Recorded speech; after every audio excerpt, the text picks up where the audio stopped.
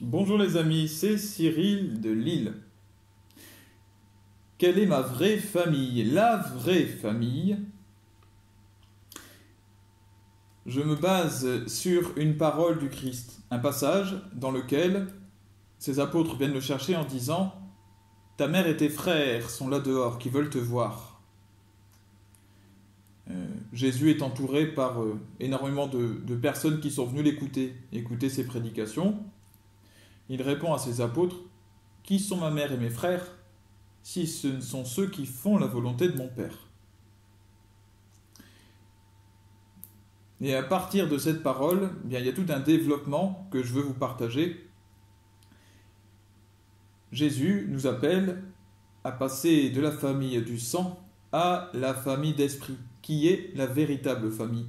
Notre famille en Dieu, notre famille dans le royaume de Dieu. Lorsque vous mourrez, lorsque je mourrai, vous monterez au paradis et vous rejoindrez la cohorte des saints, tous ces gens qui ne sont pas de votre famille de sang, ou en tout cas pas tous, peut-être certains. Et pourtant, vous allez monter auprès de votre véritable famille, avec laquelle vous passerez l'éternité. Ce qui prouve qu'il y a une différence entre la famille selon Dieu et la famille du sang. Passer de cette famille du sang à la famille d'esprit est une nécessité pour chacun, et pour le chrétien particulièrement. Je pense à une chanson de Jean-Jacques Goldman qui s'appelle « Famille », dans laquelle il dit « Tu es de ma famille, de mon ordre et de mon rang, tu es de ma famille bien plus que celle du sang. » Ben voilà. Nous sommes dans la même logique. Jean-Jacques Goldman, qui n'est pas chrétien, qui est juif pourtant, mais qui quand même eh bien, chante cette vérité-là. Alors, attention à l'adoration de la famille de sang. Attention à la vénération de la mama, de la mère et du père et de je ne sais quoi, et de la famille et l'esprit de famille. Le Christ, Jésus l'a dit, « Qui ne tourne pas le dos à une mère, un frère, un fils, n'est pas digne de me suivre. » Car dans une famille, il y a un tri à faire, toujours. Quelle que soit votre famille, il n'y a pas que des méchants et il n'y a pas que des bons. Mais il y a, comme partout, un mélange entre le bon grain et l'ivraie. Et donc c'est à vous de faire ce tri entre les serviteurs de Dieu et ses ennemis. Rien ne vous condamne, rien ne me condamne à fréquenter un oncle, par exemple, ce qui est mon cas, dur et froid, et qui méprise l'Église et le Christ. Non. Dieu ne demande ça à personne. Rien n'oblige personne à mépriser, plutôt à côtoyer son Père qui méprise le bien, qui méprise tout ce qui est de Dieu, ou qui est rempli d'orgueil, ou qui est brutal, hypocrite. Pareil pour les tantes, les mères, les enfants. Il vaut mieux vous couper de ces personnes. Non pas fermer les portes complètement, mais montrer votre différence, la faire entendre, la faire comprendre, et prendre la distance nécessaire pour rejoindre votre famille du ciel, pour vivre dès ici-bas comme au ciel. Il y a encore beaucoup, malheureusement, de chrétiens qui n'ont pas franchi ce stade et qui ont toujours l'espoir enfantin, naïf, immature en fait,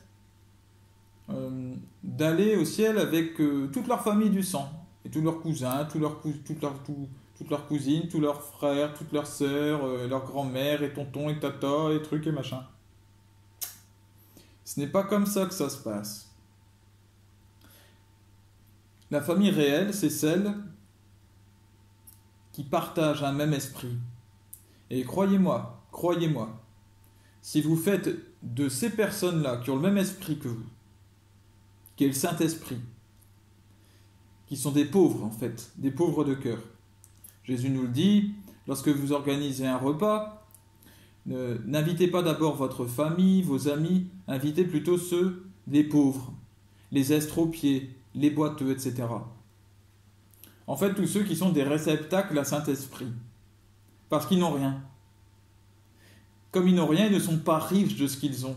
Ils n'en tirent pas d'orgueil, ils ne peuvent pas, ils n'ont pas.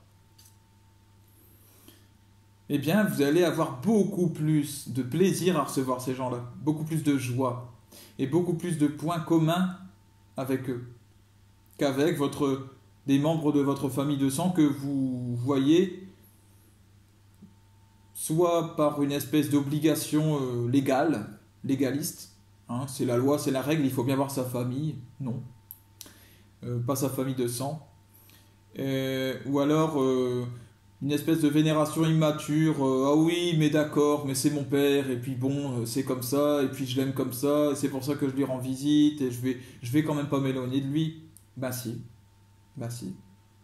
On ne peut pas passer l'éponge sur tout et faire comme si rien n'existait, sous prétexte que c'est la famille de sang. Soyons heureux d'avoir obtenu la vie sur cette terre par ces personnes-là, qui nous ont donné notre vie corporelle, et pour cela nous pouvons les bénir. Mais la vie de l'esprit suit d'autres règles que celles du sang. Voilà, ce qui fait que dans une même famille, vous aurez des choix très différents, et vous allez avoir, comme le dit Jésus, au sein d'un couple, un qui est sauvé et l'autre qui ne l'est pas. Dans une fratrie, une sœur sauvée, l'autre sœur qui ne l'est pas. Et voilà, je peux continuer comme ça, les deux meilleurs amis, un qui est sauvé, l'autre qui ne l'est pas, etc. Voilà. Faire le tri, c'est pas une mince affaire, hein. Ça demande en fait d'aller rencontrer les gens, de parler, de s'ouvrir au monde, d'être tout le temps ouvert aux autres et de ne pas se refermer sur ceux que nous connaissons déjà. C'est sain au final, tout ça. Que Dieu vous bénisse, bénisse tous vos proches, toute votre famille de sang et votre famille spirituelle. À bientôt.